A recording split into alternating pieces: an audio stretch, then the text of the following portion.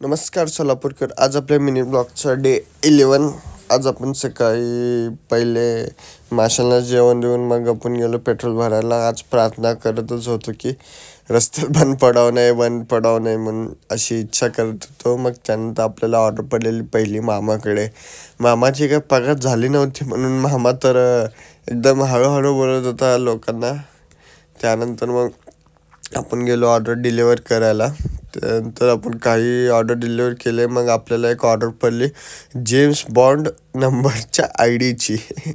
मग त्यानंतर गेलो 11व्या मजल्यावर ऑर्डर डिलिव्हर करायला. कसं वाटतं सोलापूर 11व्या मजल्यावरनं. मग परत 11व्यावर जायला.